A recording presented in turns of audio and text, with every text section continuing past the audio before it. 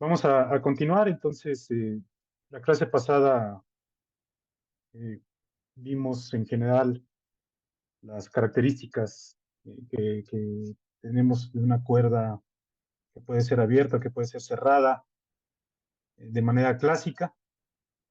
Vimos algunas particularidades muy importantes, como el hecho de que buscar soluciones no solamente implica eh, resolver la ecuación de movimiento para las coordenadas x mu, sino que es muy importante considerar las restricciones que se manifiestan como la anulación de los elementos del tensor de energía-momento.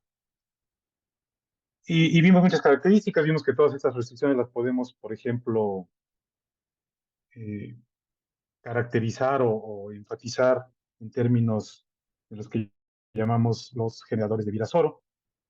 Entonces esas constricciones ahora se traducen en el hecho de que, de manera clásica, de que los generadores de Virasoro deben de ser cero.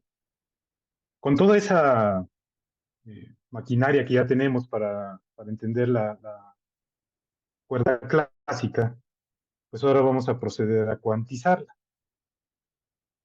Hay varias maneras de cuantizar, alguna más formal que otras, otras un poquito más, eh, digamos, intuitivas en algún aspecto, manejando algunas características que vamos a mencionar. Entonces voy a empezar por ahí, por decir qué esperamos de la cuantización de la cuerda. Y de acuerdo a lo que preparé, me voy a tomar dos sesiones, bueno, esta y quizá la mitad de la siguiente, para terminar de manera completa con la cuantización de la cuerda bosónica. Y por supuesto, al final de ello vamos a entender qué significa esto de bosónico, ¿no? Para aquellos que no lo tengan claro, este, y algunas de las características que van a surgir de esta cuantización. Bueno, entonces vamos a comenzar. Entonces estamos en la sesión 2 y vamos a hablar sobre la cuantización de la cuerda bosónica.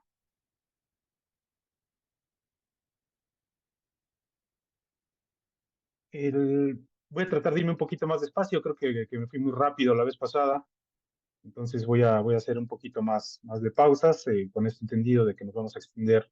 Yo pensaba terminar hoy mismo con la cuantización para empezar con otros temas, pero creo que vale la pena irnos más despacito para que esto se entienda bien, y ya veremos cómo solucionamos el tiempo después, ¿no? Entonces vamos a comenzar. Eh, ¿Qué esperamos por la cuantización de la cuerda eh, tal como la hemos visto hasta ahora? Entonces, lo primero que tenemos que tener en mente es que la acción de Polyakov tiene simetrías de gauge, que fue lo que vimos, ¿no? Enfatizamos mucho que hay simetrías globales y que hay simetrías de gauge. Pero el hecho de que haya simetrías de gauge en la acción de Polyakov implica que el proceso de cuantización puede tomar diferentes vertientes, esencialmente dos. La primera es que podemos hacer la cuantización típicamente como se hace en toda teoría de gauge, con la experiencia que se tiene en la teoría cuántica de campos. Y entonces aquí lo que se hace es cuantizar el sistema. Claro, también hay diferentes maneras de cuantizar. Por cuantizar, ahorita estamos pensando simplemente en la promoción a operadores de todas las variables que hemos encontrado que son importantes en la descripción de la cuerda clásica. Entonces vamos a cuantizar el sistema y después de cuantizarlo, imponemos las restricciones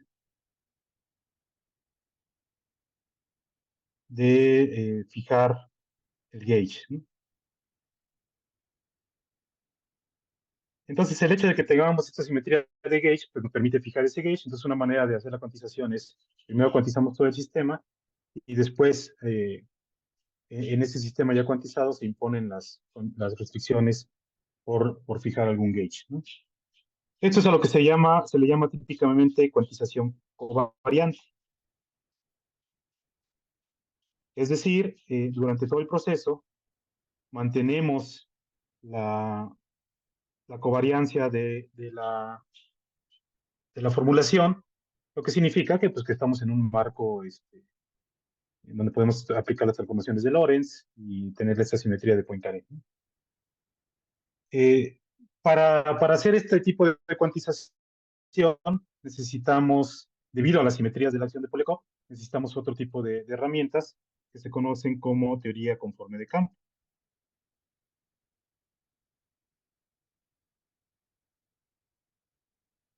Entonces, para esto necesitamos desarrollar esta teoría conforme que va a ser el tema el siguiente a la cuantización que vamos a hacer. Entonces, lo que vamos a hacer ahora va a ser la segunda opción que estoy ahorita por describir. Entonces, otra manera de cuantizar el sistema, repito, que es la que nos vamos a enfocar el día de hoy, es resolver primero las restricciones del sistema para poder formar el espacio físico de soluciones clásicas. Después procedemos a la cuantización de este sistema y, y a esto es a lo que vamos a llamar la cuantización canónica, ¿sí? Entonces, primero vamos a resolver las restricciones, pues vean cómo es opuesto, ¿no? Resolvemos las restricciones y después cuantizamos. Y a esto se le conoce como cuantización covariante, perdón, cuantización canónica. ¿Por qué? Bueno, resulta, con las herramientas que ya tenemos, es posible hacerlo. Vamos a tener una visión clara de qué está pasando. Eh, y eso nos va a permitir desarrollar un poquito de intuición necesaria a la hora de ir a formulaciones un poquito más abstractas como la teoría conforme de campo, ya sabiendo un poquito hacia dónde vamos, ¿no? Pues esta es la idea. Hoy vamos a enfocarnos a esta cuantización canónica. Vamos a ver qué podemos hacer. Ustedes van a ver durante el transcurso de esta charla que va a haber situaciones en las que podemos enredarnos un poquito porque tenemos que ir buscando maneras de solucionar ciertos problemas que van a aparecer, ¿no? Bueno, espero hacerlo suficientemente claro y repito, cualquier momento que haya una duda, no duden en decirla, ¿no? Entonces, el primer paso va a ser que vamos a promover, eh, para imponer estas restricciones que ya tenemos, primero vamos a promover a operadores ciertos campos que ya teníamos, en particular las coordenadas sobre la hoja de mundo. Pues ahora van a ser operadores. En principio les ponemos un gorrito. En el transcurso de la charla y de la descripción de todo, seguramente voy a dejar de poner el gorrito, pero entonces lo que tenemos que tener en mente es que ya son operadores. Y entonces, clásicamente, estos operadores, aunque no lo vimos la vez pasada, pero es posible describirlo, satisfacen unas reglas eh, unas reglas algebraicas este, en términos de los paréntesis de Poisson, que típicamente van de esta manera.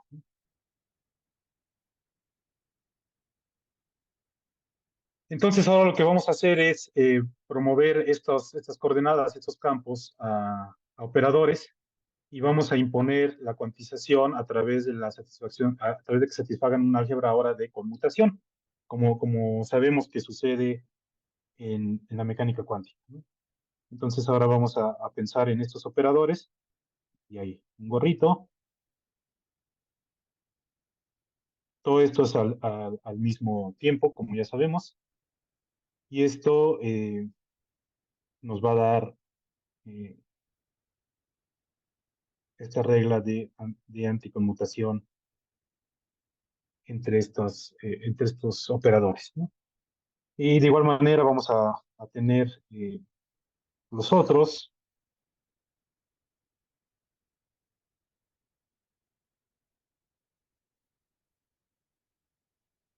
que se anulan, ¿sí?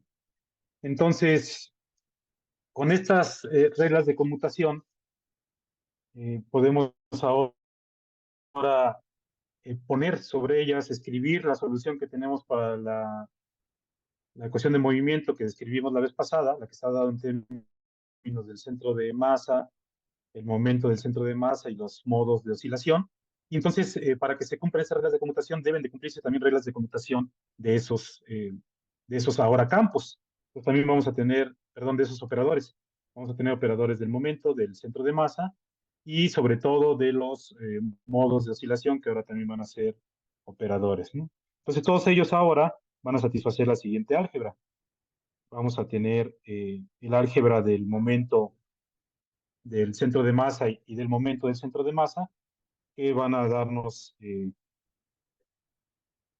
la relación de conmutación esperada entre espacio y momento, y sobre todo vamos a tener reglas de conmutación de los modos de oscilación. Ya no voy a poner los gorritos para no eh, llenar con tanta simbología, pero debemos de tener, les repito, en mente que todos estos son operadores. Entonces, estos dos van a ser igual a esta cantidad. Entonces, esas son las reglas de conmutación que deben de satisfacer y repito, al imponer las reglas de conmutación sobre las coordenadas operadores ahora de la posición de la hoja de mundo. Como sabemos que esperamos que x mu es real, entonces esto también vuelve a restringir ahora como operadores a los modos, y entonces vamos a tener que se satisfacen estas relaciones. Es decir, el adjunto de este operador para un cierto m va a ser el mismo operador, pero con el negativo asociado, ¿no? Igual para los modos izquierdos.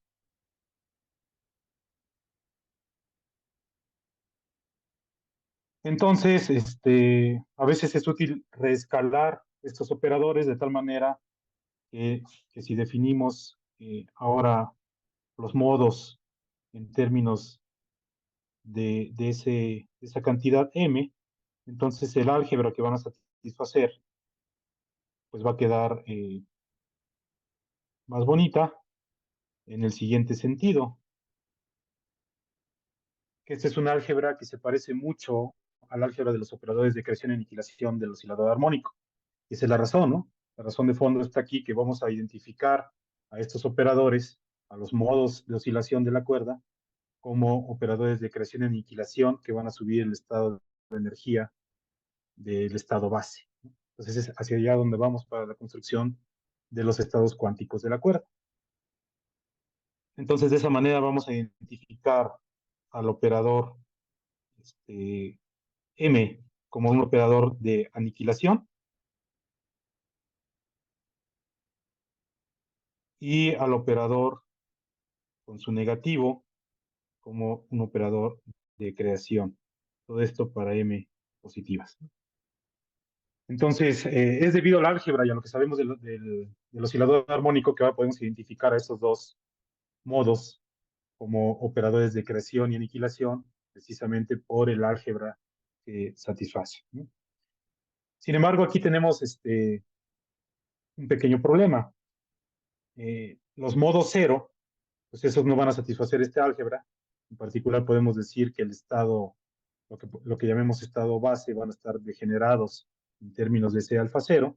Pero si recordamos que el alfa cero está dado en términos del momento, como lo vimos la vez pasada, entonces podemos definir ahora el estado base.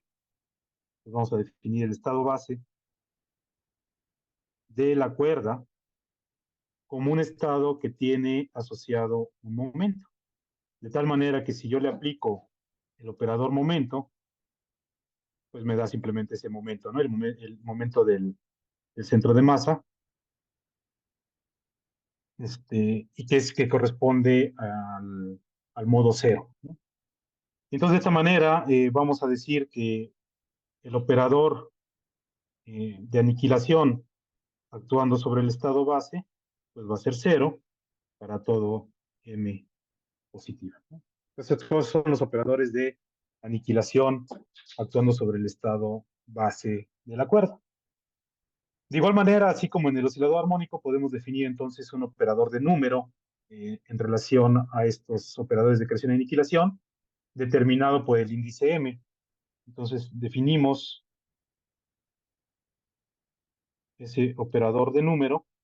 Algunas veces voy a seguir poniendo el gorrito para enfatizar cuando defino algo. Repito, casi en la mayoría de las veces se me va a olvidar ponerlo, ¿no? Y eso lo vamos a definir como el producto punto de los operadores con ese índice. Aquí es muy importante del aspecto cuántico y nada más lo voy a mencionar. Es una disculpa para aquellos que no estén familiarizados, pero no me alcanzaría el tiempo para ahondar sobre eso. Pero aquellos que hayan visto teoría cuántica de campos, lo que voy a decir ahora va a ser algo muy familiar, algo muy usado, algo muy entendido. Para los que no, puede resultar oscuro. Entonces, si no lo han visto, yo les sugiero y les recomiendo mucho, vayan a buscarlo así de rápido, hoy por la tarde, mañana, que es un concepto que se llama el ordenamiento normal. Entonces, cada vez que procedemos en este sistema de cuantización en el que promovemos operadores, variables clásicas, es muy importante que si encontramos operadores de creación y aniquilación, como en este caso, siempre mantengamos un orden, es decir, que los operadores de creación estén a la izquierda y los de aniquilación a la derecha. Y a eso se le llama el ordenamiento normal. Generalmente se escribe con estos dos puntitos. Esos dos puntitos lo que nos dicen es, dependiendo quién sea el M, en este caso dijimos que los M positivos, y si tenemos el M nada más solito como índice, son los operadores de aniquilación. Entonces todo aquello que funja como operador de aniquilación debe de ir en la derecha. Entonces podemos escribirlo como sea, pero si le ponemos los dos puntitos, estamos diciendo que estamos abogando por el ordenamiento normal. Entonces todos los operadores de aniquilación deben ir a la derecha. ¿Por qué se hace esto? Ya eso es lo único que voy a decir de ese ordenamiento normal.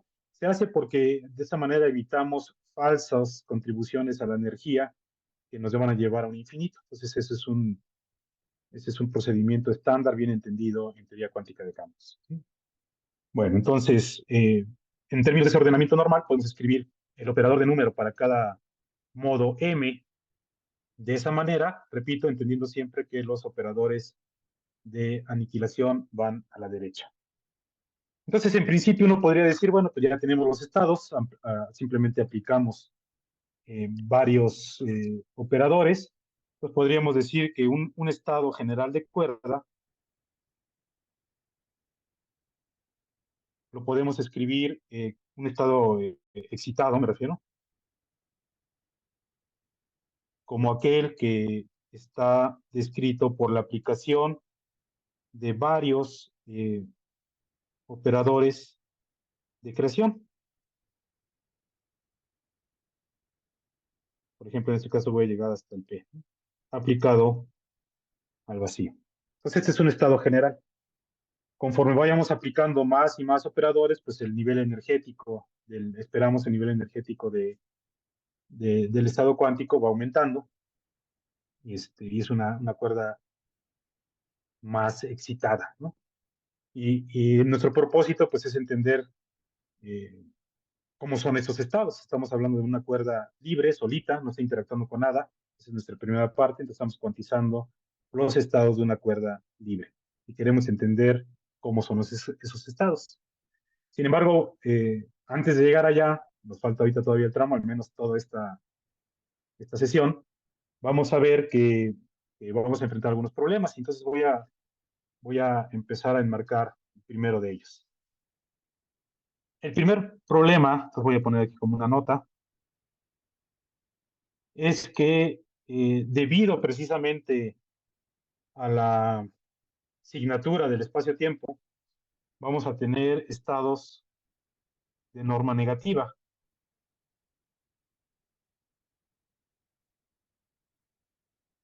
Este es un problema porque la relación que tenemos entre probabilidad y la norma en mecánica cuántica pues se va a ver afectada seriamente por la existencia de esos estados de norma negativa. En otras palabras, para que tengamos nuestra teoría consistente de manera cuántica, no queremos que estos estados de norma negativa estén presentes. Entonces, nuestro primer paso es entender por qué están, cómo son y si hay manera de evitarlos. Pero primero déjenme decir cómo es que aparece un estado de norma negativa, ¿no? Entonces, la razón es que, por ejemplo, yo voy a considerar el estado creado, voy a regresar a los alfa, eh, este estado, que es la componente temporal en principio de estos modos de oscilación, de estos operadores, y si calculo su norma al cuadrado, pues sabemos de mecánica cuántica que esto va a ser, perdón, que esto va a ser simplemente, eh, desdoblamos esa norma, va a estar dado por el adjunto, que ya sabemos que el adjunto, debido a la realidad de X, tiene que ir con el signo negativo en el índice correspondiente, y debido a al álgebra que satisfacen, entonces tenemos algo así, esto me va a quedar menos m, entonces resulta que podemos escribir nosotros que esa norma al cuadrado me va a dar simplemente m para un estado base normalizado. Y aquí está el ejemplo de un estado de norma negativa. Entonces, nuestro propósito ahora es buscar condiciones, si es que existen, para poder eliminar esos estados o considerar un conjunto de estados en donde no tengamos ninguno de norma negativa y que sea consistente. Entonces, vamos a estudiar ahora si eso es posible. Muy bien, entonces para ello vamos a estudiar las restricciones que tenemos debido a las simetrías de la cuerda, ¿no? Entonces recordemos que las constricciones, las restricciones que tenemos, vienen dadas en términos de los generadores de Virasoro. Entonces, no perdamos en mente que tenemos estados de norma negativa, que estamos buscando condiciones para poder decir que la teoría podemos no considerarlos y quedarnos simplemente bajo ciertas condiciones que tenemos que encontrar, podemos tener una teoría libre de estos estados de norma negativa. En algunas referencias les llaman fantasmas, pero estos fantasmas, este término de fantasmas puede llevar a confusiones con otros fantasmas que aparecen en la cuantización covariante. Pues por eso nada más les voy a llamar estados de norma negativa. Bueno, entonces, para ello vamos a ver las restricciones. Las restricciones que teníamos hasta este momento, pues provienen, como les dije ya, eh, de la anulación de los términos del tensor de energía-momento, que se traducen en la anulación de manera clásica de los operadores, de los generadores de Virasoro. Entonces, nada más por recordar, clásicamente tenemos que los operadores de Virasoro están dados por esta combinación de los modos de oscilación. Recordemos que deben de anularse, ¿sí? Entonces, ahora cuánticamente lo que queremos es nuevamente convertir estas cosas en operadores. Voy a poner aquí el gorrito para diferenciarlo, pero como dije antes, todo esto dentro del ordenamiento normal. Que vean que todo depende de quién es M y quién es N y quién es M para saber, al final de cuentas, el índice N menos M es mayor o menor que M, y eso nos va a permitir hacer ese ordenamiento. Entonces, lo que uno esperaría, así en un mundo bonito, en un mundo ideal, pues es que los operadores, ahora operadores en el contexto cuántico, los operadores como generadores los operadores de Virasoro, los generadores de Virasoro como operadores, pues también se anulen. Y si eso pasa, pues ya terminamos, tenemos un sistema donde las simetrías de la cuerda clásica se conservan a nivel cuántico. Eso quiere decir que no tenemos anomalías. Las anomalías son aquellas veces donde las simetrías no se conservan a nivel cuántico y pues todo el mundo feliz, ¿no? Pero bueno, no es ese mundo. Entonces, podemos ver, por ejemplo, en particular, que es donde importa el ordenamiento, vamos a ver qué pasa con L0 como operador, ¿no? Entonces voy a escribir otra vez toda su expresión. Tenemos un ordenamiento normal. Vean como aquí ya no aparece el n, o sea, estoy tomando simplemente el operador 0.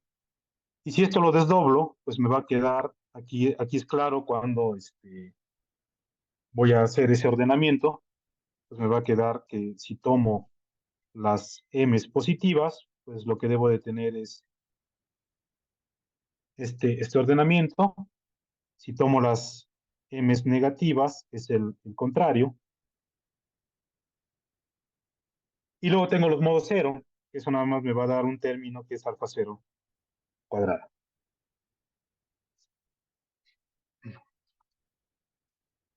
Entonces, el operador de Virasoro para el modo cero lo podemos escribir simplemente como un medio de alfa cero cuadrada, que también es un operador, más redefiniendo el índice m, todos los m's positivos, dos veces en ese ordenamiento normal. ¿Sí? Entonces, este es el cero, va a ser muy importante. ¿Por qué? Porque ahí es donde se van a manifestar muchas cosas al mismo tiempo que vamos a ver ahorita con un poquito más de detalle. Se va a manifestar el rompimiento de esa simetría a nivel cuántico, es decir, la existencia de una anomalía. Y también vamos a ver que eso se ve reflejado en el álgebra que van a satisfacer los generadores de Virasor. Y esa es la esencia de, de, de lo que tenemos que trabajar, y que ahí también está metida la existencia de los estados de norma negativa. Entonces, es muy importante, y además, porque recuerden que en el hamiltoniano, para poder establecer los niveles de energía y las masas, en el hamiltoniano también se puede escribir en términos de este operador L0. Entonces, aquí está metida toda esta información, toda esta aparente dificultad a la hora de cuantizar la cuerda, y entonces por eso nos vamos a enfocar a estudiar las características y el álgebra de este operador. ¿Sí?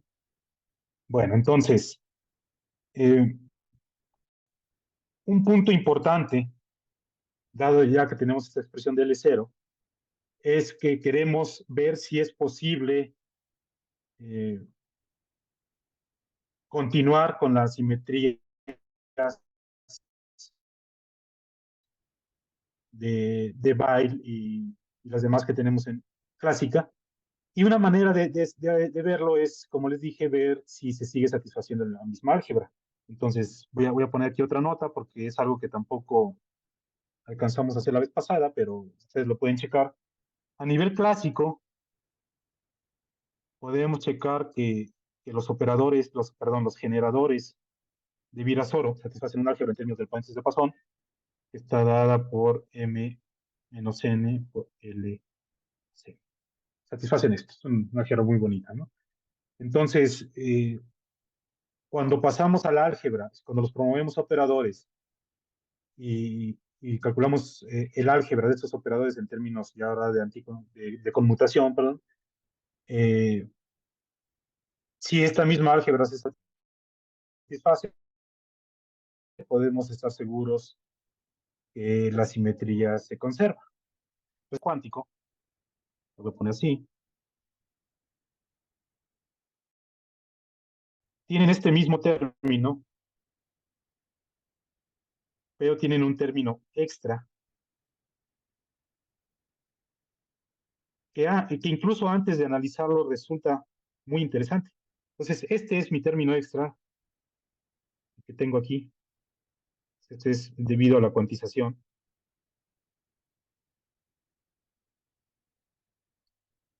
Y que aparece precisamente por las características que describimos del L0. Y aparece una cantidad muy interesante que pocas veces nos ha aparecido en otras teorías, que es el número de dimensiones, ¿no? Entonces, este D es el número de dimensiones del espacio-tiempo en donde estamos insertando la hoja de mundo de la cuerda. Entonces, esta anomalía, aparente anomalía, así como la tengo escrita, está de alguna manera relacionada con el número de las dimensiones, ¿no? Y eso va a ser, como ustedes ya saben, un factor importantísimo para encontrar una teoría consistente cuántica de estas cuerdas. Entonces, por el momento nada más lo voy a dejar ahí, pero esta álgebra es muy importante, es decisiva para poder entender muchas cosas, por lo que esta sí la voy a marcar como un ejercicio que espero que ustedes puedan hacer al final del curso, ¿no? Entonces voy a poner el ejercicio, eh, no sé cómo ponerlo, no quiero ponerle obligatorio, entonces le voy a poner ejercicio 1, ¿no? Es muy importante, entonces no toma mucho tiempo, tomará una media hora hacerlo, 20 minutos la primera vez, pero es muy importante que lo hagan. Entonces, como les decía, ¿qué nos dice esta álgebra? ¿Qué nos dice la aparición de este otro término? Pues nos está diciendo que dado que los generadores de Virasoro tienen una restricción clásica, bueno, lo puedo ver de varias maneras. Como la primera que ya dije, satisfacen un álgebra, uno esperaría que en su cuantización se satisfaga la misma álgebra, ese sería un indicio de que la simetría se conserva.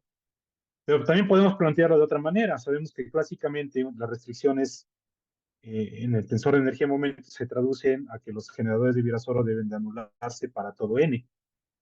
Entonces uno podría buscar eso, decir, bueno, es compatible de manera cuántica que los operadores ahora de Virasoro también se anulen. Si eso es posible, pues es otro inicio de que se sigue manteniendo la simetría, pero si no, entonces estamos ya realmente ante este, el hecho de que esa simetría no se está conservando. Entonces vamos a buscar eh, condiciones para las cuales podamos cancelar esa anomalía. Entonces, lo primero que nos preguntamos es si podemos imponer esa restricción, pero ahora como operadores. Y la respuesta es no. No podemos, y entonces eso nos está diciendo, eh, pues que tenemos que hacer algo, ¿no? Eh, Antes de buscar esas condiciones, déjenme decir la razón por la que no. Entonces, vamos a ponerlo así, Ln aplicado a un estado de cuerdas no puede ser cero para todo n. Eso es lo que queremos mostrar ahora, ¿no? Una manera de demostrar que esto no es posible, pues es simplemente calculando para un estado de cuerda el valor de expectación del conmutador entre estos dos operadores de Virasoro. Vamos a ir explicando poco a poco, ¿no? Entonces, ¿esto qué es? Pues básicamente esto significa que tengo phi ln L menos n menos L menos n L. Si Ln aplicado al estado de cuerda es cero para toda n, pues eso tendría que ser cero, ¿no? Para toda n. Pero esto,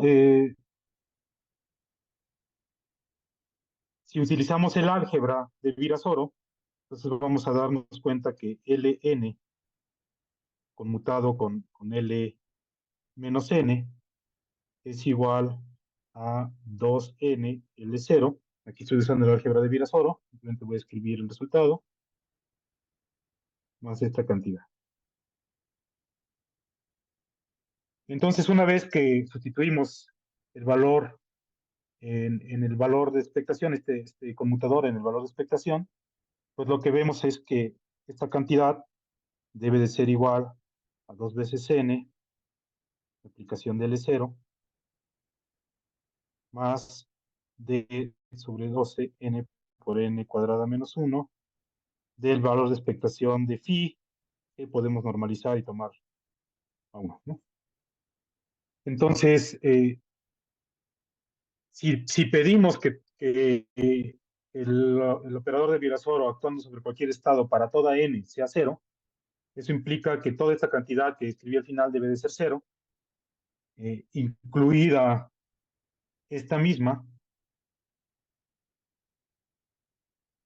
entonces llegamos a una contradicción, porque entonces lo otro tendría que ser cero, y entonces no es posible tenerlo para toda n. Entonces esto no puede ser cero. Entonces, esta es una manera, digamos, de mostrar que no es posible llevar la restricción clásica directamente a una restricción cuántica. ¿Cuál es la solución? Pues como vemos aquí, la solución es que L0, primero que los Ln no todos van a ser cero, eh, y que además L0 aplicado sobre un estado phi tampoco lo sea. Entonces la solución también puede parecer un poquito oscura la primera vez que lo vean. Si es así, les sugiero muchísimo dedicarle un tiempo a meditarlo, ¿no? Esto, la solución es que ahora vamos a pedir que Ln aplicado a phi sea cero, pero no para todos los n, sino nada más para los n positivos. Y además, que L0 de phi no sea cero, es decir, que me dé cierta cantidad que voy a llamar A en un estado de cuerdas. Es decir, esto lo vamos a traducir generalmente como L0 menos A, aplicado a phi lo va a anular. Y de esta manera puedo darle consistencia a este caso que he analizado aquí. Entonces, ya aceptamos que la simetría no se va a traducir de manera cuántica, de manera directa, sino que ahora vamos a tener que cambiar las restricciones clásicas y ahora vamos a trabajar en restricciones cuánticas que me permitan seguir conservando consistencia, en este caso que la norma, perdón, que este valor de expectación tenga sentido. Y entonces las restricciones a las que nos vamos a restringir ahora, valga la redundancia, es que el operador de Virasoro va a anular los estados únicamente para los n positivos, no para los negativos, y que L0 va a actuar de esta manera como lo estoy poniendo aquí. Entonces, estas van a ser nuestras nuevas restricciones a nivel cuántico. Y con ellas vamos a trabajar para buscar condiciones en las cuales podamos, recuerden, deshacernos de los estados de norma negativa. Muy bien.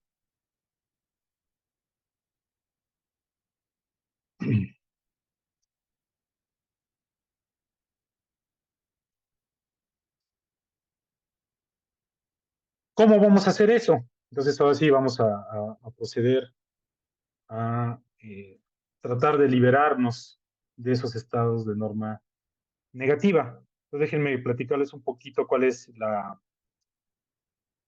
idea. Entonces, primero recordemos que eh, el operador de Virasoro, lo voy a volver a escribir, nada más para que se nos quede grabada en la mente, es de esta forma, ¿no? En general, para diferentes n's, pues recurro al ordenamiento normal. Entonces, de alguna manera, este L menos n, pues va a estar relacionado con los estados de creación. Uno puede ahí hacer el desarrollo y ver esto, ¿no?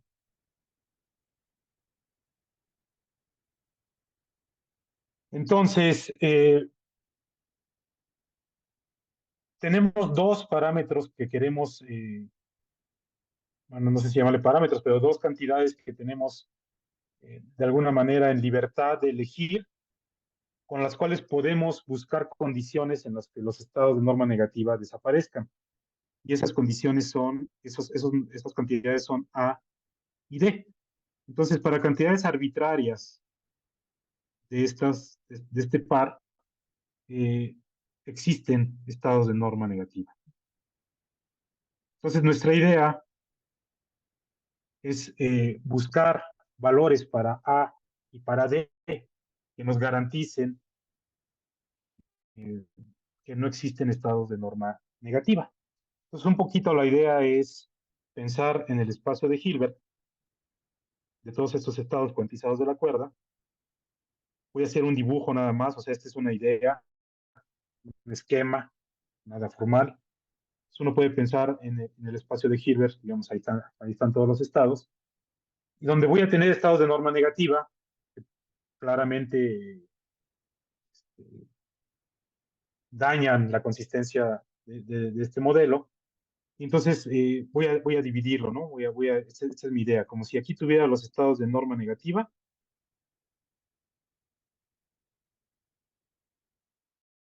acá los estados de norma positiva, y en la frontera de ellos voy a tener a los estados de norma cero. Y que todo esto depende, de alguna manera, lo estoy poniendo así de manera esquemática, de A y de D.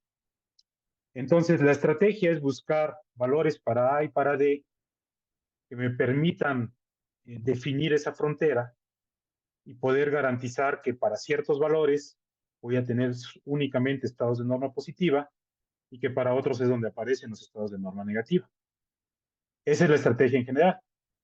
Va a ser un poquito más elaborada porque tenemos que hacer uso de ciertos, de nuevas definiciones de estados que van a aparecer nuevamente para aquellos que lo vean por primera vez un poquito oscuros, para aquellos que ya lo han visto varias veces, pues nada más vamos a reforzar esa idea. Es un procedimiento para darnos cuenta de cómo es que esos estados de norma negativa o de norma cero aparecen y cómo están relacionados con A y con D, pero no es un procedimiento formal eh, ni covariante, en el sentido de que estamos aquí viendo las restricciones primero antes que el espectro de la cuerda. ¿Sí? Todas estas cosas se recuperan de manera muy bonita y con los mismos resultados en la cuantización covariante. ¿Sí? Entonces, todo lo que sigue no es formal, es más de construcción con las manos, pero nos permite tener una idea muy clara de qué está pasando. ¿Sí? Bueno, entonces, con esta idea en mente vamos a empezar a trabajar y lo primero que vamos a hacer es buscar estados de norma cero. Entonces, el primer paso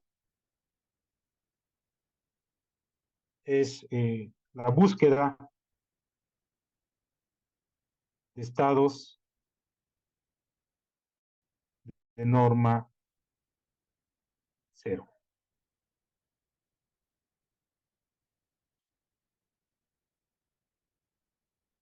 Para eso voy a definir otro tipo de estados que me van a ayudar a encontrar esos estados de norma cero. ¿Sí? Entonces, voy a poner una anotación.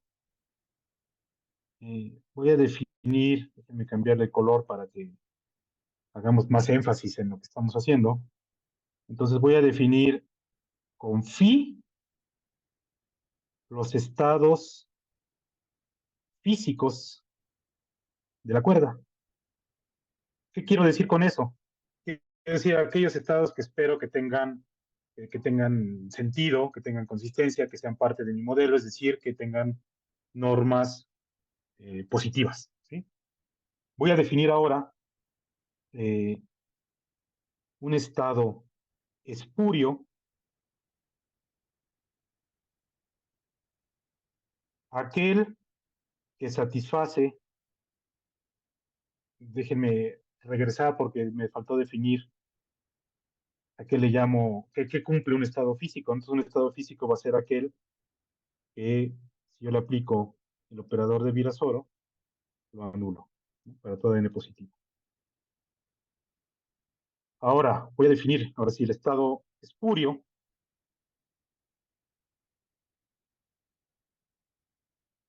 como aquel que satisface la restricción, también en un estado físico, ya lo olvido poner, pero también un estado físico lo satisface, eh, satisface esta restricción con L0 y además es ortogonal a cualquier estado físico.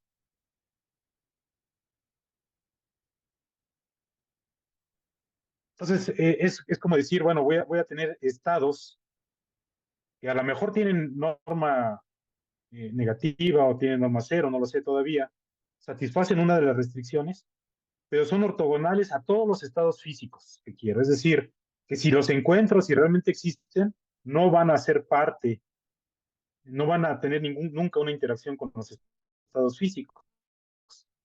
¿Sí? Son ortogonales. Por supuesto, lo más importante, falta ver que realmente existen ese tipo de estados, ¿no? Eh, Esa es la estrategia para buscarlos.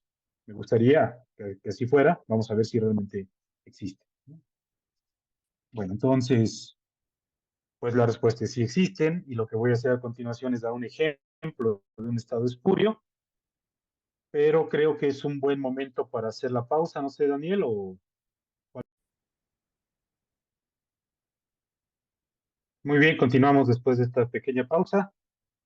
Entonces, nos quedamos en que vamos a estudiar estos estados espurios con la idea de determinar esta frontera, si es que existe, entre los estados de norma negativa y los estados de norma positiva.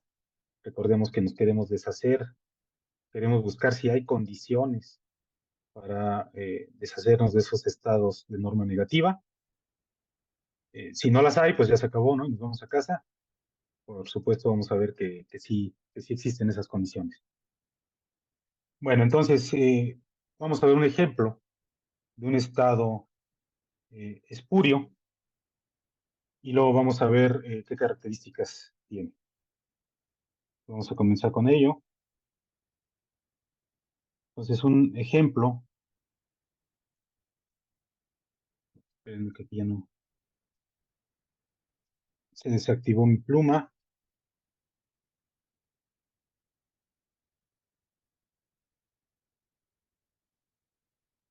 Probablemente está descargado. A ver, no me marcó nada. Quedó. Sí, perdón. Ok, perdón. Seguimos. Entonces, este es un ejemplo de estado espurio.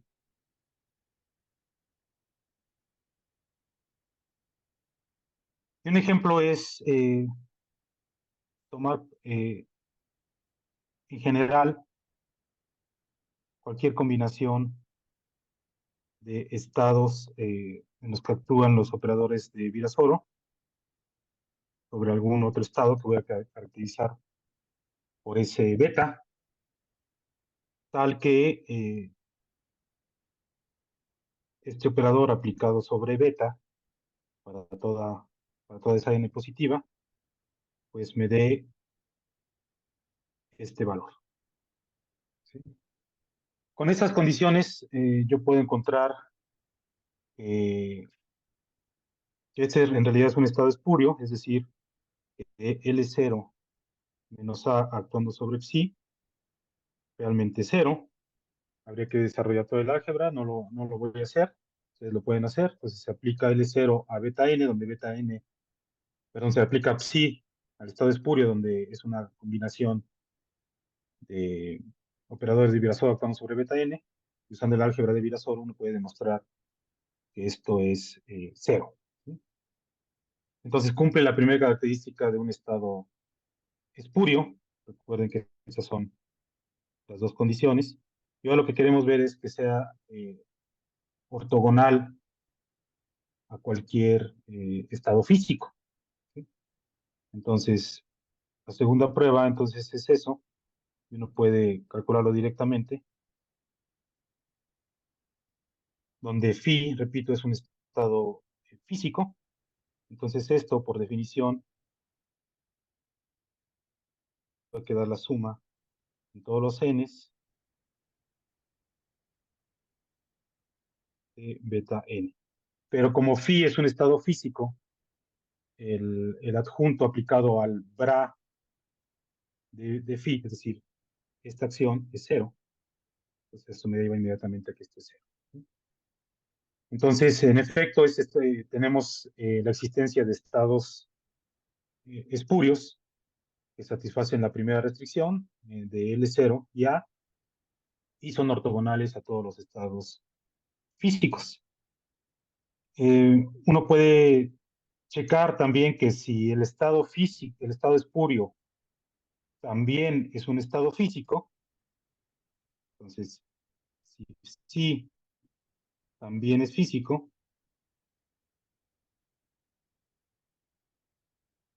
entonces su norma es cero. Y eso se sigue directamente porque si calculamos esta norma, pues nos va a quedar que es la suma sobre los n's de beta n ln actuando sobre psi. Y como estamos diciendo que psi sea físico, pues entonces esta parte es igual a cero. Bueno, ¿qué quiere decir todo esto?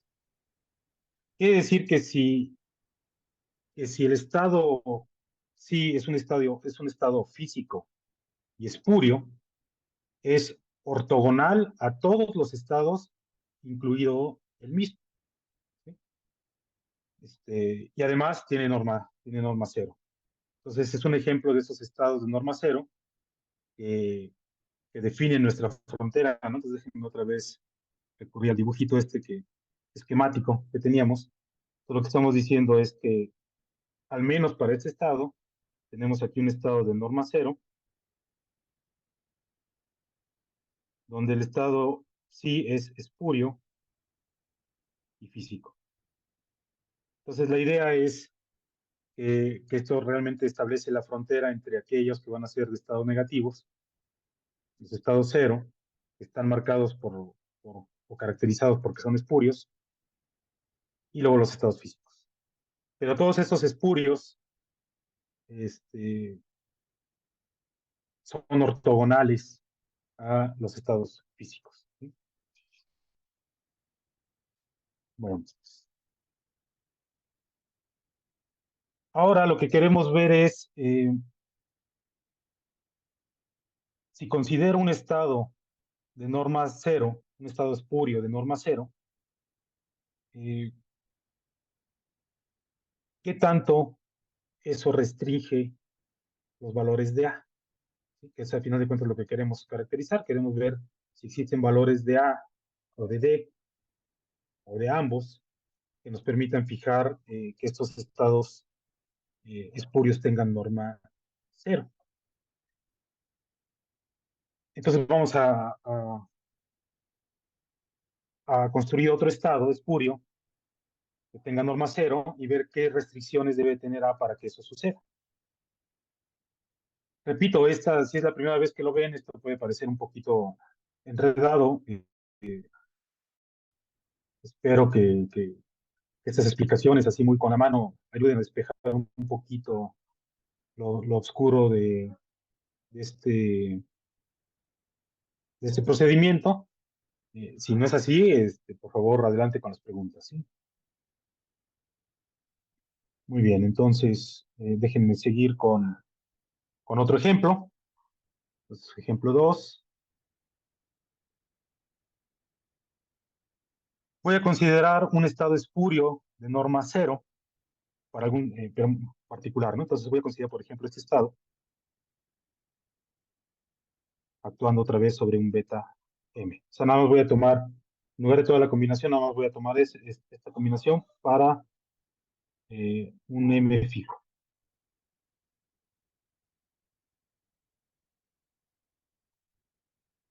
Entonces, dado que es espurio, eh, lo que se debe satisfacer es que L0 menos A más N aplicado a beta M sea cero. ¿Sí? Para un N positivo. Déjenme ver si estoy aquí.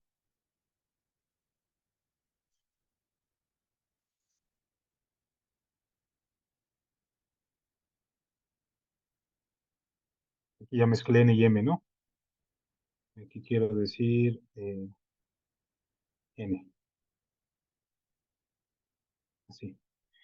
Entonces, y estoy considerando también que este estado también es como tiene norma cero, es un estado físico. Entonces también voy a tener que esto va a ser cero. Bueno, entonces,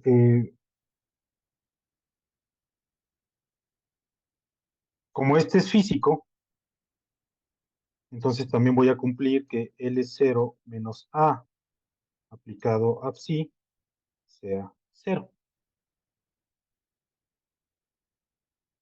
Ahora,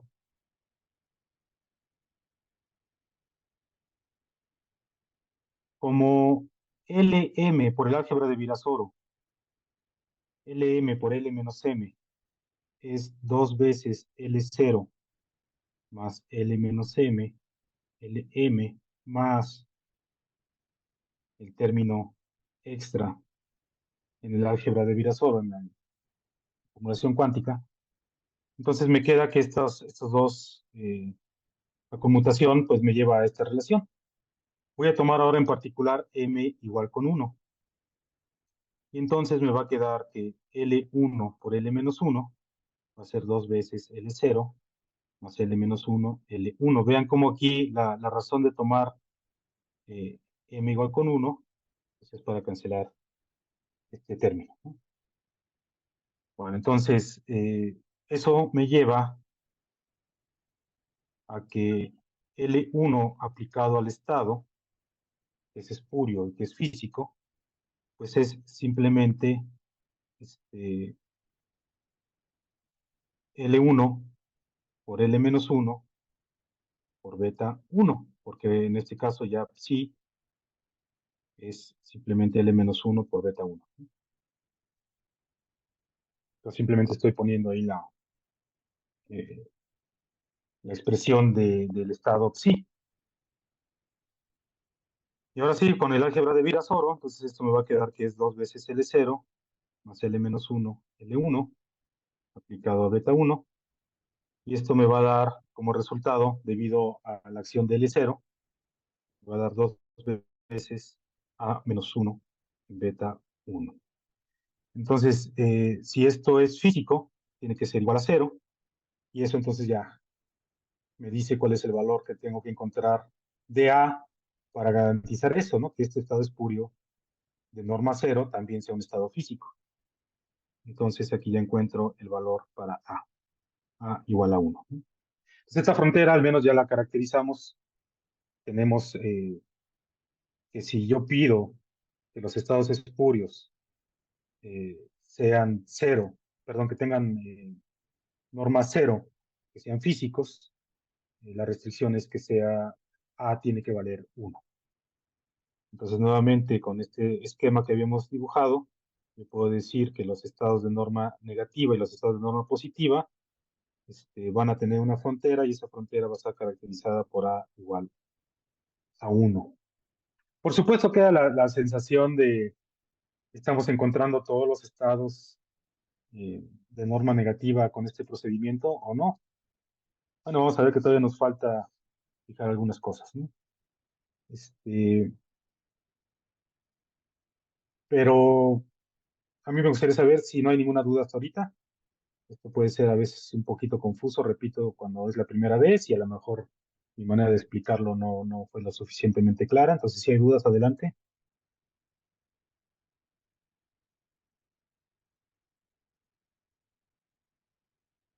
Bueno, parece que no. A lo mejor, si lo revisan con cuidado, esas dudas van a aparecer, ¿sí? Bueno, entonces vamos a continuar. La pregunta entonces es, ¿están todos los estados de norma cero determinados únicamente por este valor de A?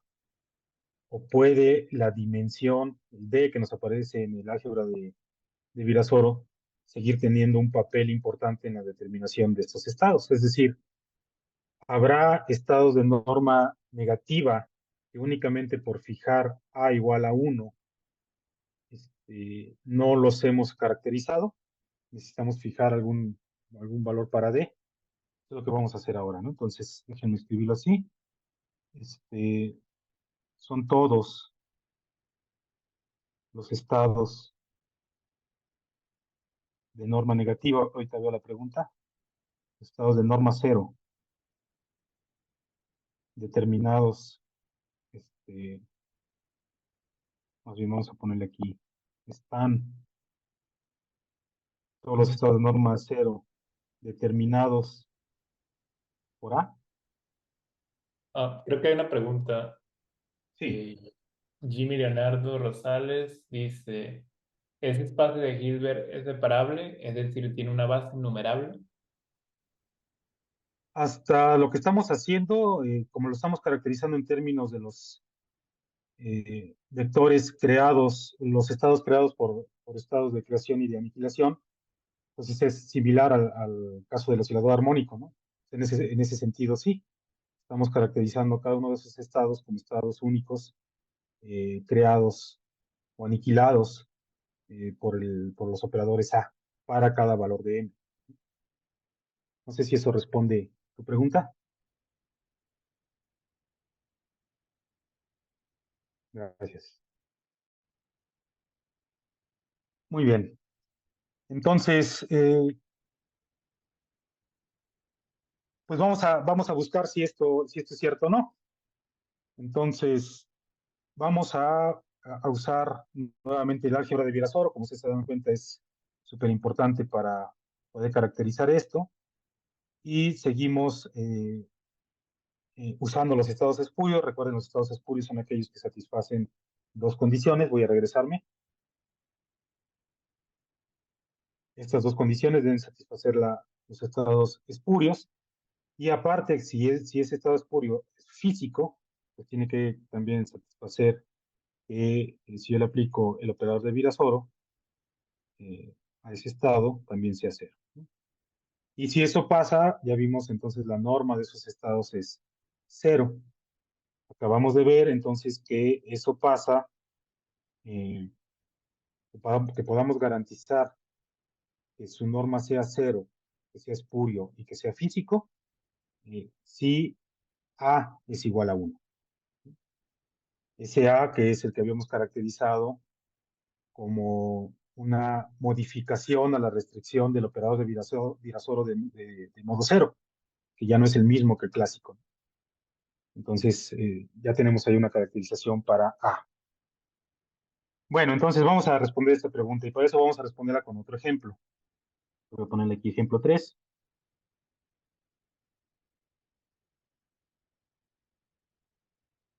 Y vamos a considerar el estado que va a estar dado por esta cantidad, aplicado a otro estado, donde ya estamos tomando A igual con 1 y para algún gamma en los reales, es decir, lo vamos a apenas a determinar, ¿no? Entonces decimos que si es espurio, si L0 menos 1 aplicado a psi me da 0. ¿Sí? Bueno, entonces,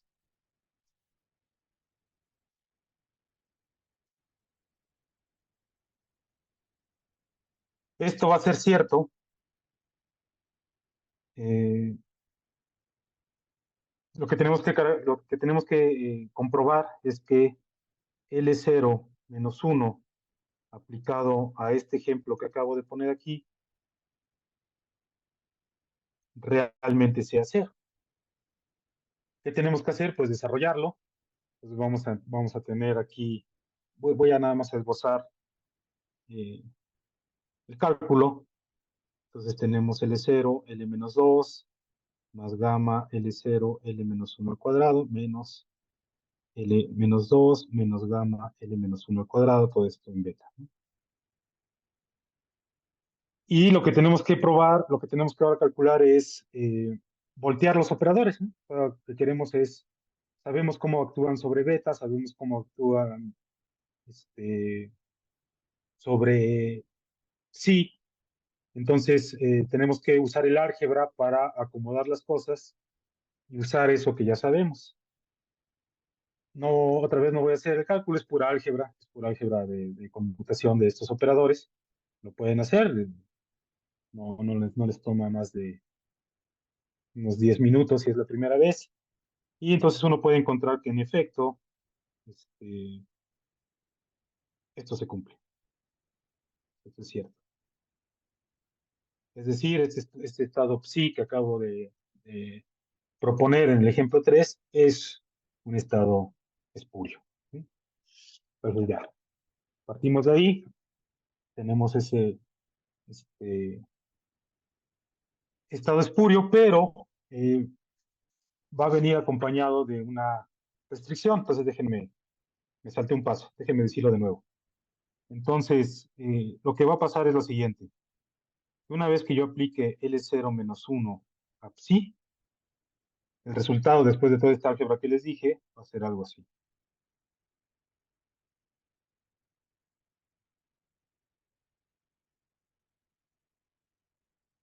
Entonces, lo que se debe de decir en este caso es que sí va a ser un estado espurio siempre y cuando L0 más 1 actuando sobre beta sea 0. Entonces, bajo esta condición es que va a ser espurio. ¿Sí? Muy bien. Ahora, nos preguntamos si es físico.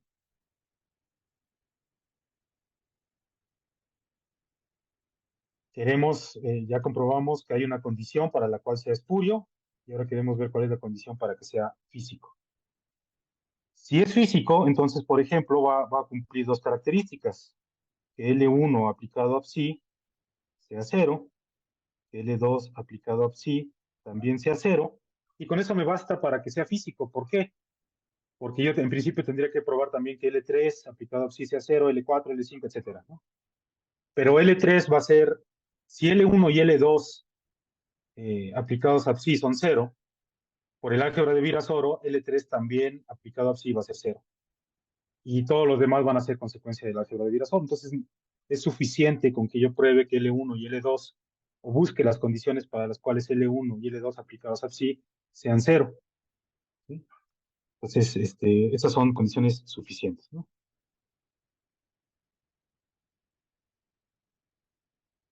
Entonces, empiezo con L1 aplicado a psi, y esto me va a dar, voy a poner el resultado otra vez, hay que desdoblarlo, o sea, hay que poner L1 en términos de ese estado, usar el álgebra de Virasoro, desarrollar, reducir, y el resultado es este. L menos 1 más 4 gamma L0, L menos 1, todo aplicado a beta.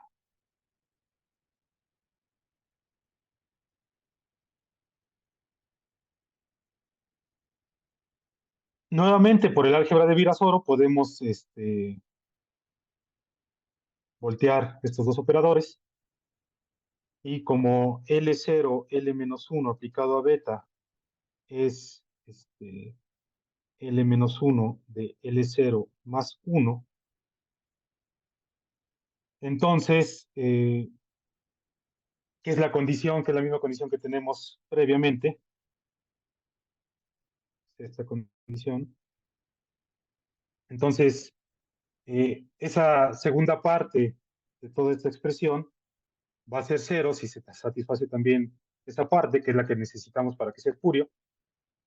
Y entonces lo único que nos hace falta es fijar gamma para que entonces L1 aplicado a psi sea cero.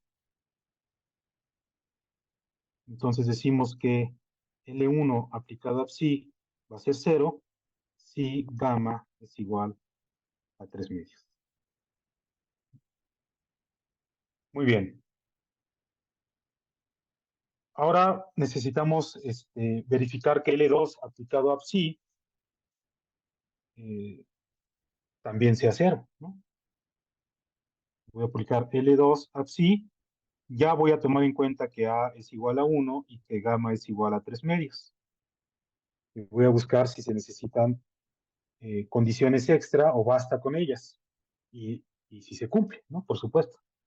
Entonces, nuevamente aplicamos L2 a psi, y esta cosa va a ser L2 de L menos 2 más 3 medios de L menos 1 al cuadrado sobre beta.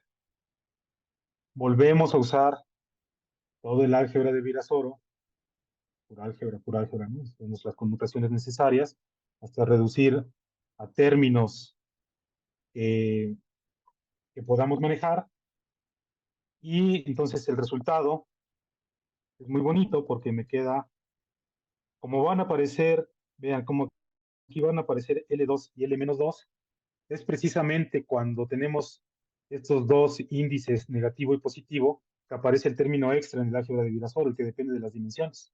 Entonces, en este caso va a aparecer ese término y ese término nos va a dar esta cantidad.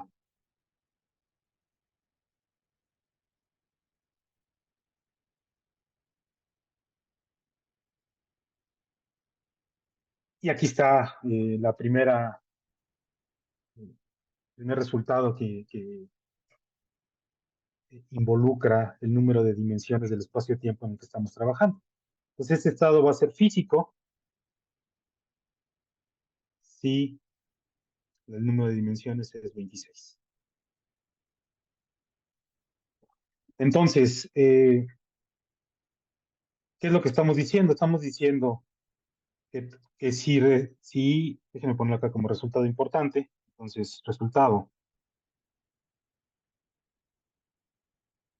si A es igual con 1 y D es igual con 26, entonces lo que estamos haciendo es decir que los estados de norma cero son aquellos estados que son, primero que no basta A igual con 1 para caracterizar a todos los estados de norma cero, que son espurios y físicos. Necesitamos también fijar la dimensión. Había estados como este que acabamos de trabajar, que incluso únicamente con fijar A igual con 1, no podíamos garantizar que fueran físicos, espurios y por lo tanto de norma cero. Entonces, necesitamos estas dos condiciones. Si A es igual a 1 y D es igual a 26, entonces podemos decir que los estados sí son de norma, son espurios, físicos y por lo tanto de norma cero. Entonces, todos aquellos estados de, de norma cero, eh, otra vez repito, que sean espurios y que sean físicos y que por lo tanto son ortogonales a todos los estados físicos, incluido el mismo, que no van a tener ninguna interacción con los estados de norma positiva, y los podemos separar bajo estas condiciones, con A igual a 1 y con D igual a 26. Entonces, si nos quedamos en ese tipo de teoría en el que A es igual a 1 y D es igual a 26, y a esa le vamos a llamar una teoría, la teoría de cuerdas crítica, teoría crítica de cuerdas, con A igual a 1 y D igual a 26, podemos garantizar que en esta teoría todos los estados de norma negativa están ausentes, ¿no? Entonces no hay estados de norma negativa.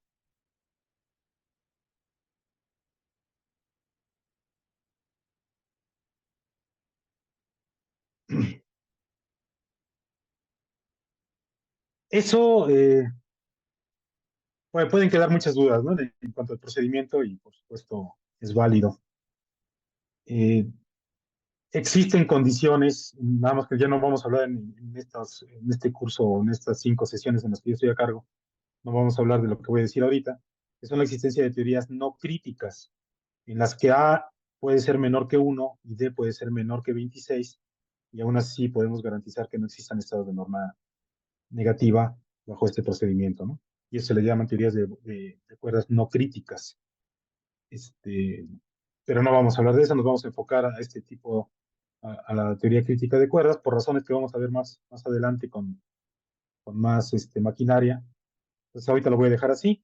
Entonces nada más vamos a poner como resultado ese que si fijamos que A es igual a 1 y D es igual a 26, podemos garantizar los estados de norma negativa que no nos gustaban, que estuvieran ahí, pues podemos garantizar que no lo van a estar si fijamos esos dos números a estos valores. Entonces, a partir de aquí vamos a restringirnos a estos valores y vamos a trabajar en la teoría crítica de cuerdas, donde ya estamos viendo que el número de dimensiones debe de ser igual a 26 y que este valor de A debe ser igual a 1. El número de dimensiones igual a 26, pues de, inicio nos mete en un aparente problema, que no va a ser el único que aparece aquí en la teoría, en esta teoría que estamos desarrollando, ¿no? Entonces, eh, voy a ponerlo así como problema uno, d igual a 26. ¿Es o no es un problema? Eh, Podemos argumentar que lo es, dado que no, que nada más vemos cuatro dimensiones, ¿no? Pero, por supuesto, como ya muchos de ustedes saben, esto se puede solucionar pensando que el número de dimensiones extra tienen un tamaño mucho más pequeño que lo que nos ha permitido observar los experimentos o las mediciones actuales y que te podrían tener una realidad física, ¿no? Eh, a este nivel todavía no nos permite desarrollar muchas cosas, pero por ejemplo, esto ya se había tratado independientemente de la teoría de cuerdas a inicios del siglo XX con Kaluza y Klein, donde proponían la existencia de una dimensión extra y podían entonces reproducir que la teoría de Maxwell en cuatro dimensiones era una consecuencia de una gravedad de cinco dimensiones. Entonces, la existencia de dimensiones extra abre un nuevo paradigma en el que podemos tener nuevos grados de libertad que se manifiesten en nuestro espacio de cuatro dimensiones de una forma diferente y mucho más rica. El modelo de Kaluza-Klein, tal como lo propusieron, no funcionó, digamos, a plenitud, porque no se estaban considerando aspectos cuánticos, como los que sí podemos considerar ahorita en la cuerda. Sin embargo, todavía hay más problemas, y entonces hasta concerniente al número de dimensiones lo voy a dejar hasta aquí, pero también aparece en este momento un segundo problema, que implica que A sea igual a 1. Entonces, ahorita lo que quiero ver es eso. Quiero ver cómo el hecho de que tengamos A igual con 1 nos va a llevar a otro aparente problema que también se va a manifestar después en la teoría de supercuerdas, cuando lo vean con Carmen. Eh, Ahí tiene una solución mucho más bonita. Ahorita voy a describir cuál es este problema. ¿Sí? Bueno, entonces, ¿qué significa que A sea igual a 1? ¿Qué implicaciones tiene? Ah,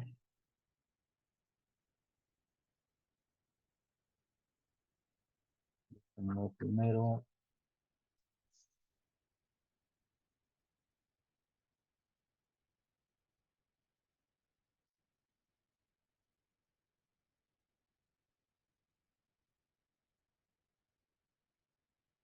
Muy bien, entonces, para esto vamos a recordar lo que hicimos la vez pasada, en el contexto de la cuerda clásica, con el objeto de ahora de empezar a analizar cuáles son las características de estos estados excitados de cuerdas, ya en el contexto de la teoría crítica, con D igual a 26 y con A igual con 1. ¿Sí?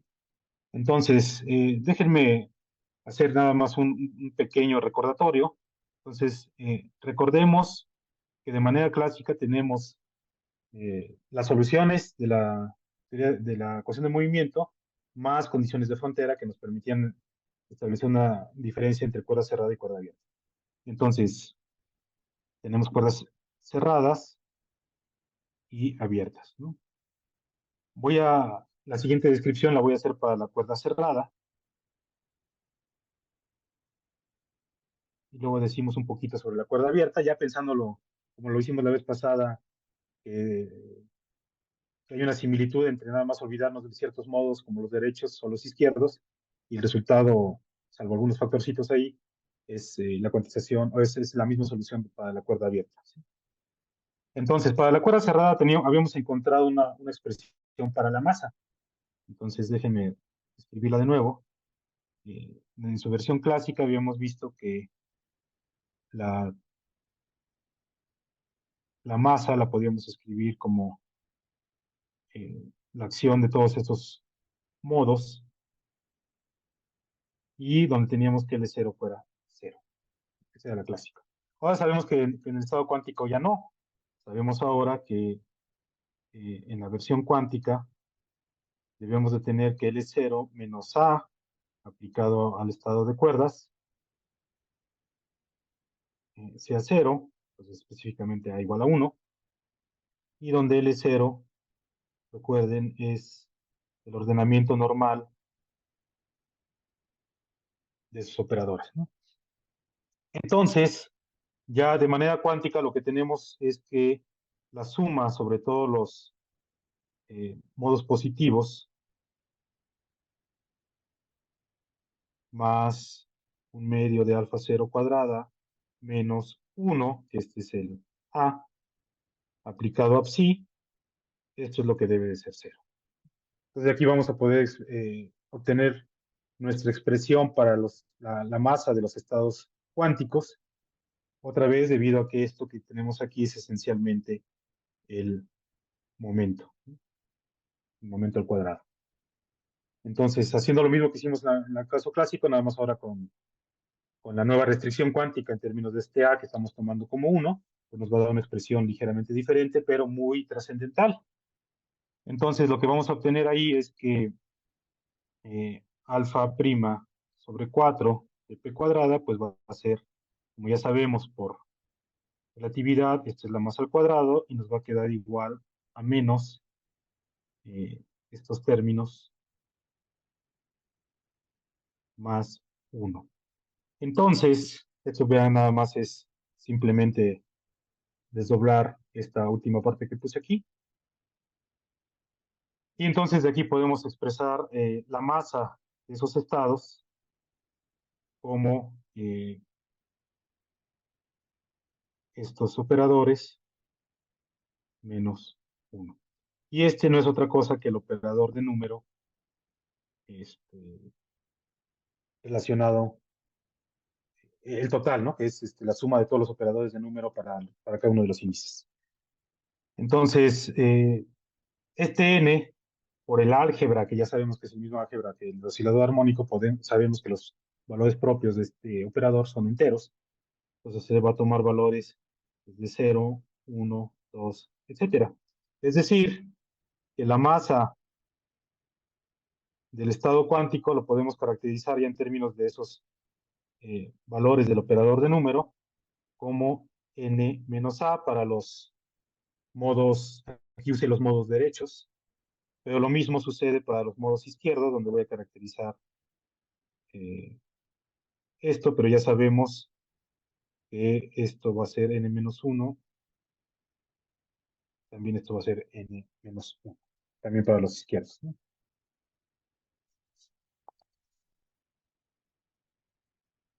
Entonces, esto es para la cuerda cerrada. Para la cuerda abierta,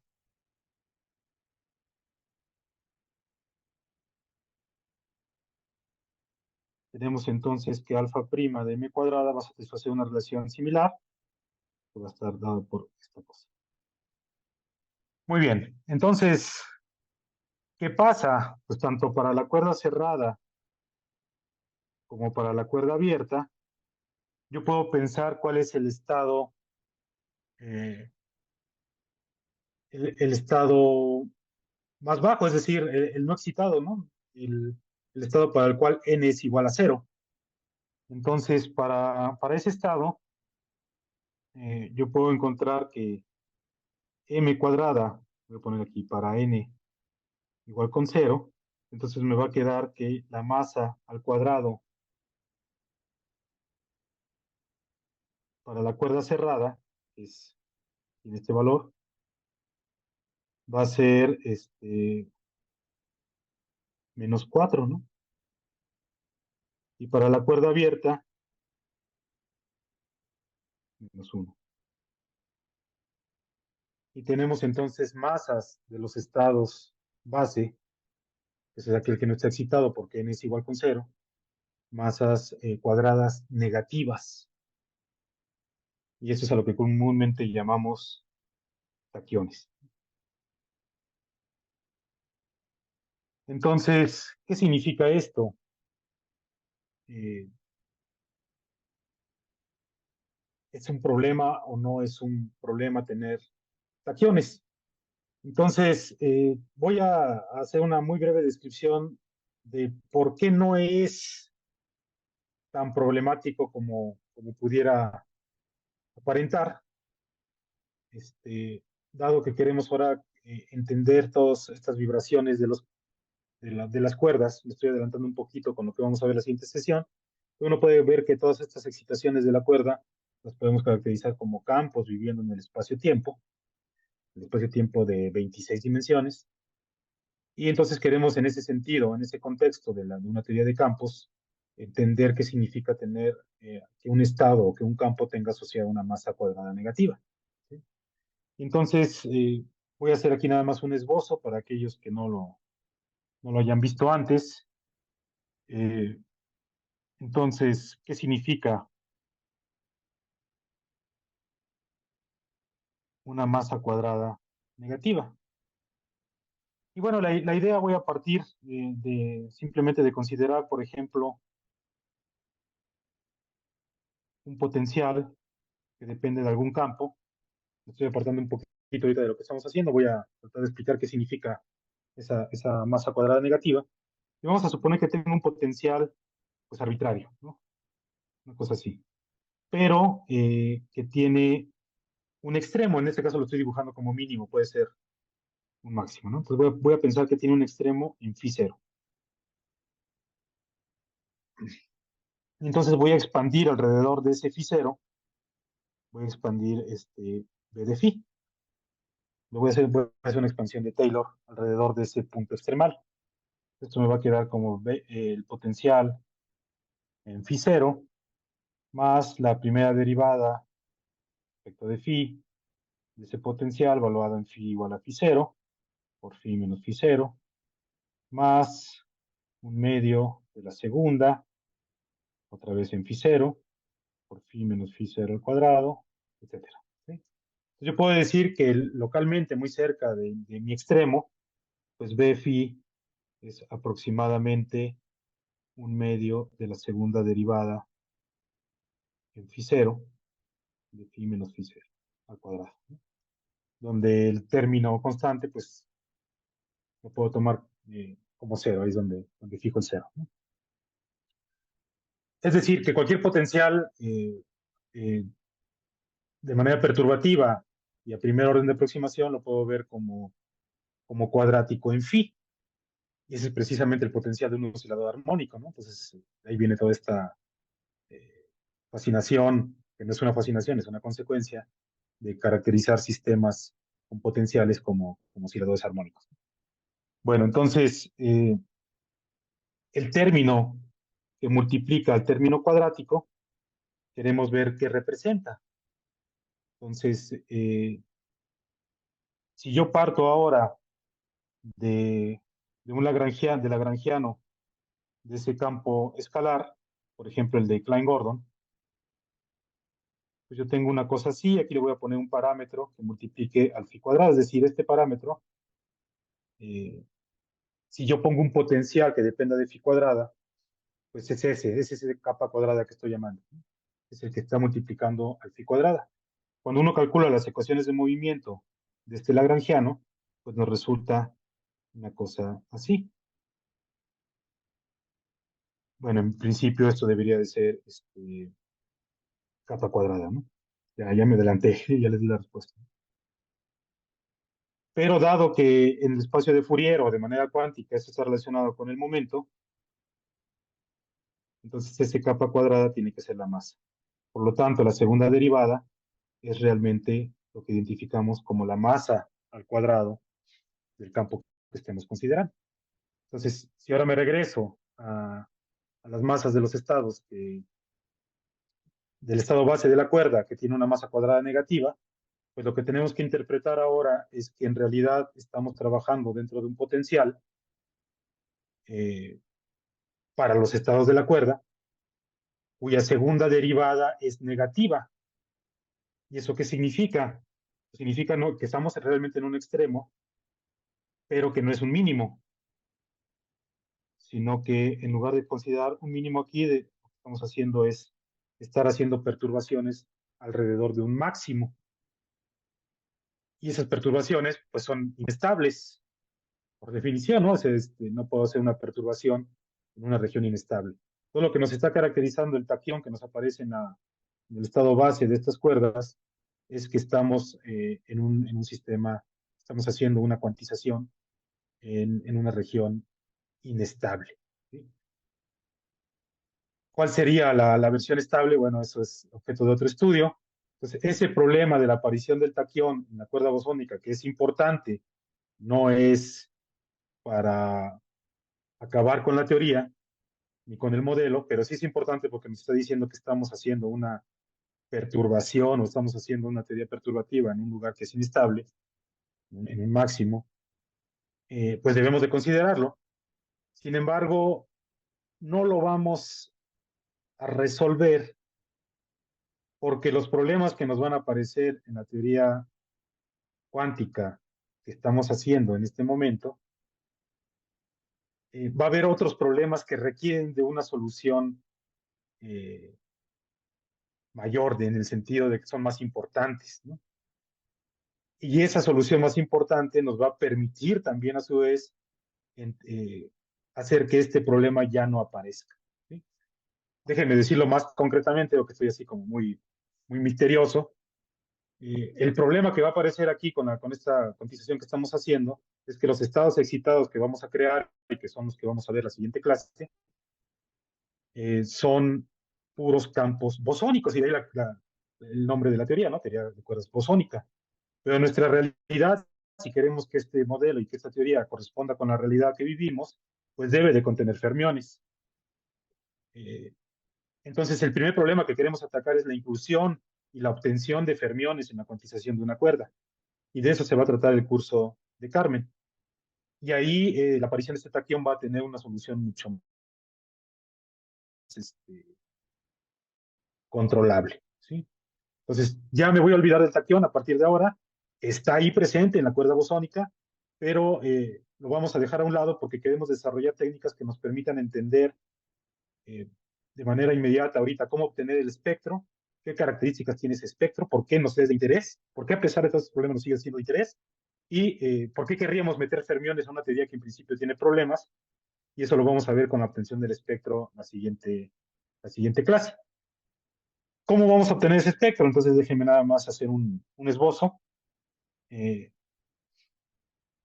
lo que hemos visto hasta ahorita es que podemos usar el álgebra de Virasoro para caracterizar las condiciones en las que no se van a presentar estados de norma negativa. Entonces hemos usado el álgebra de Virasoro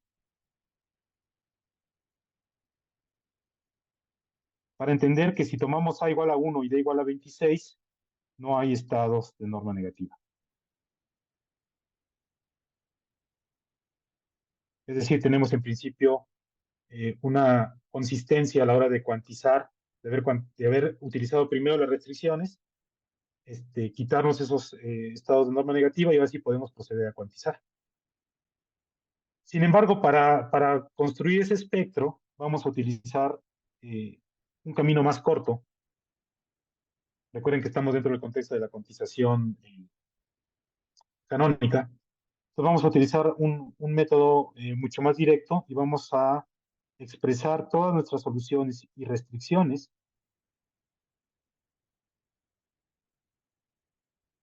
en las coordenadas del cono de luz.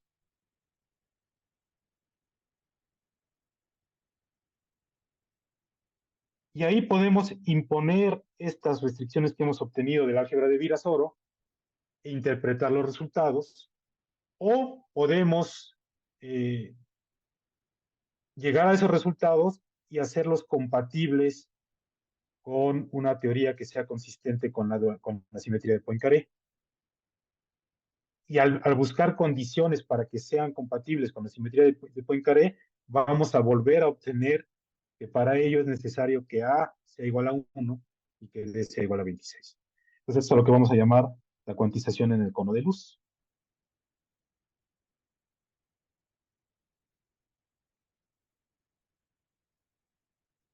Entonces, con esto termino. La, mi primera intención fue ver en esta misma clase estas dos cosas, el uso del álgebra de Virasoro para fijar A igual con 1 y D igual a con 26, porque es muy importante el álgebra de Virasoro, porque va a ser lo que nos vamos a usar después a la hora de hablar de interacciones, y usar el método de cuantización en el cono de luz para ya de una vez calcular el espectro conciso de la cuerda, libre, ¿no? Todos los estados de energía de la cuerda libre. A la hora de prepararlo, creo que era demasiado material, otra vez iba a quedar muy, muy compacto, por eso me fui muy lento, quizá demasiado lento para lo que hice la vez pasada, pero entonces yo espero que se haya entendido la idea. Lo que hicimos hoy fue entender que es necesario fijar condiciones en A y en D para darle consistencia a la cuantización que hemos hecho, y que esas mismas condiciones van a aparecer usando otro procedimiento que va a ser el cono de luz, para poderla hacer compatible con una teoría que tenga simetría de Poincaré. Y eso es lo que vamos a hacer la próxima clase. Probablemente no me lleve toda la clase en esa cuantización, entonces vamos a empezar con el siguiente tema, que va a ser la teoría conforme de campo, y que en el transcurso de la siguiente clase voy a explicar por qué es necesario que estudiemos ese tipo de cosas. Entonces aquí termino. Si hay preguntas, adelante.